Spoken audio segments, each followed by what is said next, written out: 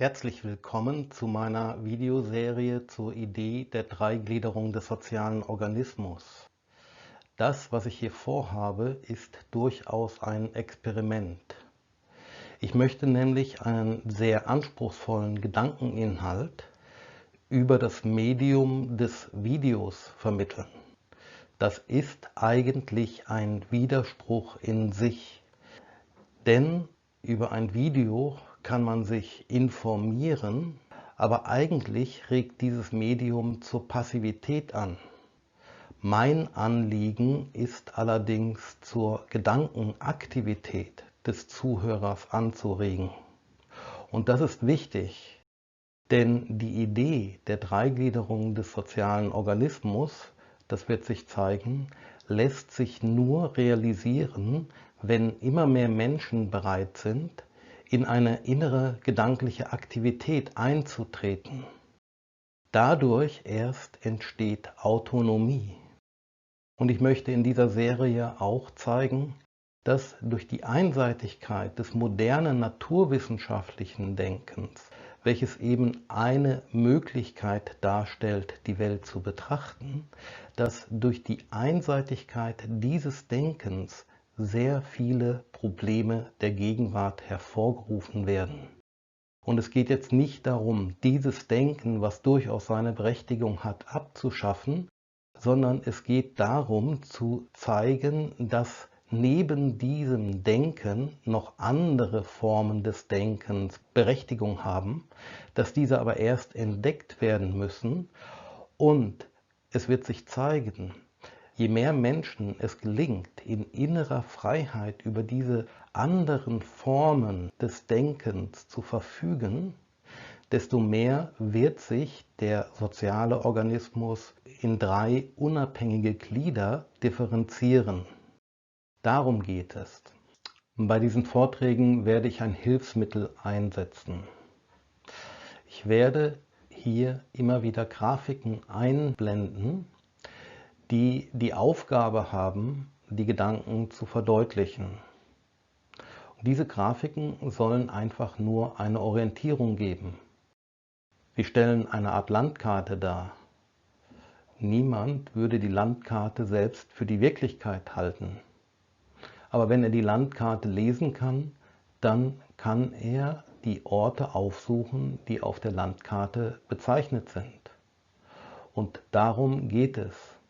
Und ich bemühe mich, bestimmte Strukturelemente innerhalb dieser Grafiken immer gleich aufzubauen. Die Begriffe, die ich hier entwickeln möchte, werden nach und nach aufgebaut. Ich werde gerade nicht definieren, sondern ich werde charakterisieren. Und der Zuhörer wird bemerken, dass wenn er den Weg, den ich hier beschreiten möchte, mitgeht, dass diese Begriffe mit der Zeit durch die immer neuen Charakterisierungen immer reicher werden. Gelänge es mir, den Zuhörer durch diese Charakterisierungen zu eigenständigen Beobachtungen und zur eigenständigen Arbeit an diesen Begriffen anzuregen, dann wäre das Experiment ein wenig geglückt.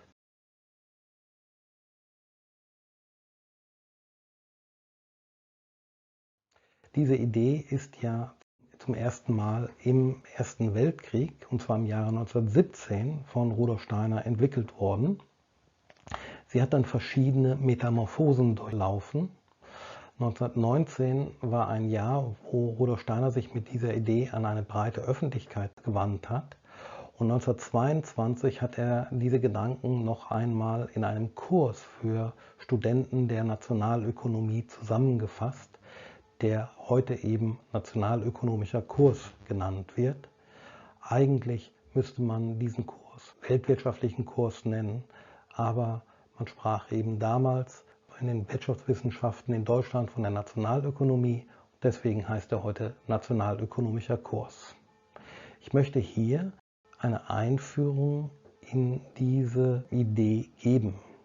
Auch wenn die Gedanken jetzt mehr als 100 Jahre alt sind, haben sie ungeheures Potenzial für die Zukunft. Und die Begriffe, die damals entwickelt worden sind, stimmen für die heutigen Probleme in höchstem Maße. Das möchte ich in diesem Video zeigen.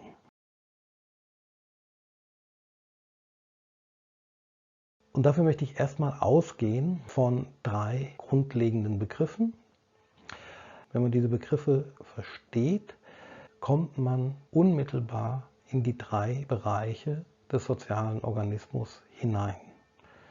Und zwar einmal der Begriff des Kapitals. Wenn man versteht, wie Kapital entsteht, aus welchen seelischen Untergründen der Mensch heraus Kapital erzeugt, wie das mit seinem Seelenleben zusammenhängt, dann versteht man am Ende das Gebiet, was Rudolf Steiner das Geistesleben genannt hat. Dem gegenüberstellen möchte ich den Begriff der Ware. Wenn man die Warenprozesse verstehen lernt, dann versteht man das Gebiet, was Rudolf Steiner als das Wirtschaftsleben bezeichnet hat. Und dazwischen steht der Begriff des Rechtes, der mit dem zusammenhängt, was Rudolf Steiner dann später das Rechtsleben nennen wird. Also aus diesen 3 Begriffen heraus können wir die grundlegenden sozialen Probleme verstehen lernen. Und es bietet sich jetzt an, 2 Sphären zu unterscheiden. Und zwar auch deswegen, weil diese Sphären mit dem menschlichen Seelenleben zusammenhängen. Die eine Sphäre ist die Warensphäre, die andere Sphäre die Kapitalsphäre. Und das große Problem ist, dass heute sowohl das Recht als auch das Kapital in die Warensphäre hineingezogen werden. Warum ist das so? Warum werden Bereiche in eine bestimmte Sphäre hineingezogen? Das hängt damit zusammen, dass diese Warensphäre dominiert wird von einer seelischen Kraft, die schon die alten griechischen Philosophen als das Begehrungsvermögen des Menschen bezeichnet haben. Und Aristoteles zum Beispiel sah in seiner nikomachischen Ethik, dass wenn der Mensch eben einseitig unter die Kräfte seines Begehrungsvermögens gerät, diese Begehrungen nicht von seinem vernunftgeleiteten Denkvermögen her gestaltet, dass dann er zum Sklaven seiner selbst wird. Also die Kapitalsphäre, die wird durch das Denkvermögen bestimmt. Wir müssen also versuchen, Gestaltungen zu finden, die ermöglichen, dass das Recht eben in dem Bereich, der zwischen der Kapitalsphäre und der Warensphäre steht, vermitteln kann. Das Recht, das so gestaltet wird, dass das, was aus den Begehrungen der Menschen gerne aufsteigt und das Recht für den einzelnen Menschen für Sonderinteressen nutzbar machen will, dass das verhindert wird. Und genauso müssen wir eben Begriffe finden, wir müssen Gestaltungsmöglichkeiten finden, die uns helfen, das Kapital aus den Gesetzmäßigkeiten dieser Kapitalsphäre selbst heraus zu gestalten und nicht eben aus den Gesetzmäßigkeiten, die der Warensphäre unterliegen. Wir müssen uns die Frage stellen, wie das Recht wieder an den richtigen Platz im sozialen Leben gestellt werden kann.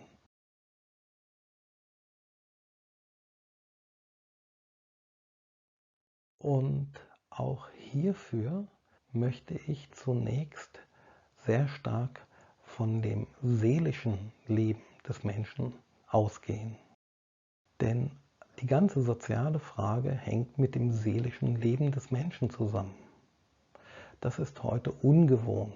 Auf der anderen Seite ist es selbstverständlich, dass man in der Wirtschaftswissenschaft von psychologischen Faktoren spricht. Aber Psyche ist ja nichts anderes als der griechische Begriff für Seele. Ich verwende hier vielleicht etwas altertümlich den deutschen Begriff Seele. Und zwar auch deshalb, weil er eben ein Standardbegriff in der Anthroposophie ist, die der Dreigliederung des sozialen Organismus zugrunde liegt. Aber er ist rückführbar in die ganze Denkentwicklung des Menschen. Früher war es selbstverständlich, immer von der Seele des Menschen zu sprechen. Nun steht eben die Seele, wie wir eben schon gesehen haben, zwischen 2 Kräften und die eine Kraft hängt mit dem seelischen Begehren zusammen und die andere Kraft hängt mit dem zusammen, was ich hier das Begreifen nenne. möchte. Man könnte es auch Erkennen nennen, aber Begreifen und Begehren, das ist ein schönes Wortspiel. Und jetzt kann man wiederum beschreiben, wie zum Beispiel das Begreifen sich nach zwei Richtungen metamorphosieren kann. Wir können nämlich mit dem Begreifen die Dinge, die uns in der Welt entgegentreten, verstehen lernen. Wenn wir die Dinge in der Welt begreifen, beginnen wir sie zu verstehen. Und aus dem Verstehen entsteht das seelische Vermögen des Verstandes. Aber das Begreifen kann auch noch nach einer anderen Richtung entwickelt werden. Und zwar kann das Begreifen zu einer Art Vernehmen werden. Wir müssen etwas vernehmen, lernen, was den Dingen zugrunde liegt. Was könnte mit Vernehmen gemeint sein? Die Dinge der Welt stehen in einem Zusammenhang. Aber diesen Zusammenhang können wir selber nicht der Sinnesbeobachtung entnehmen. Wir können durch den Verstand die Dinge der Welt trennen, aber wie die Dinge zusammenhängen, das müssen wir eigentlich auf einer höheren Ebene des Denkens aufsuchen. Wir müssen gewissermaßen Intuitionen bekommen. Der Zusammenhang der Dinge, der wird uns wie eingegeben. Wir müssen ihn irgendwoher vernehmen lernen. Und aus dem Vernehmen kann man dann das ableiten, was man seit alters her die Vernunft nennt. Und durch die Vernunft kommt man eben dann zu dem, was der menschliche Geist ist. Die Seele steht in einem Verhältnis zu einem Geistigen, weil der Geist der Dinge repräsentiert eben ihren Zusammenhang und nicht die Vereinzeltheit. Also wir kommen hier in den Bereich des Denkens hinein, das sich nach zwei Seiten metamorphosiert, trennen und verbinden. Das sind die beiden Qualitäten. Aber man kann das Begehrungsvermögen in gleicher Weise nach zwei Seiten hin metamorphosieren. Und das Begehren hängt ja eben mit dem anderen Pol erstmal zusammen, der dem Geistigen entgegensteht, nämlich der menschlichen Leiblichkeit. Und aus dem Leib entsteht das Begehren und das Begehren kann sich auch, wenn der Mensch nach den Dingen steht, in die Begierde verwandeln und immer mehr bis in die Gier hinein steigern. Aber nach der anderen Seite, der Leib ist von Natur her bedürftig. Wir haben Hunger, Durst, wir müssen uns kleiden, wärmen und so weiter, behausen. Also dieser Leib, durch die Leiblichkeit sind wir in die Erdenwelt hineingestellt und haben Bedürfnisse. Und aus den Bedürfnissen entsteht zuletzt der Bedarf.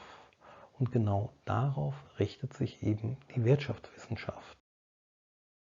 Es ist sehr sinnvoll, sich diese beiden Verwandlungen mal genauer klar zu machen, weil man bemerkt dann die Kräfte, die im Seelischen wirken, die aber dann in den äußeren sozialen Verhältnissen ebenfalls wirken. Und diese Kräfte müssen einfach gestaltet werden.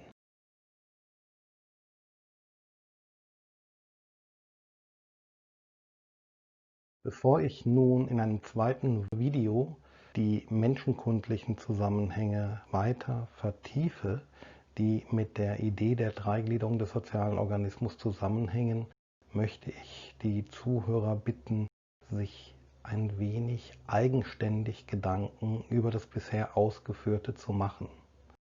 Gerade die eigenständige Gedankentätigkeit führt dazu, dass man aus innerer Aktivität heraus eine Beziehung zu diesen Gesichtspunkten bekommt. Die ganze Erneuerung des sozialen Lebens hängt doch sehr stark von Menschen ab, die aus einer inneren Eigenständigkeit arbeiten. Diese innere Eigenständigkeit verlieren heute leider immer mehr Menschen, weil auch immer stärkere manipulative Elemente, insbesondere durch die elektronischen Medien, an die Menschen herankommen. Und genau deshalb, wenn man mit einem elektronischen Medium arbeitet, wäre es sinnvoll, sich bewusst zu machen, wie diese Medien wirken und dem aktiv etwas entgegenzusetzen. Ich hoffe also, dass das erste Video eine gute Gedankenanregung war und freue mich, Sie beim zweiten Video wieder begrüßen zu können.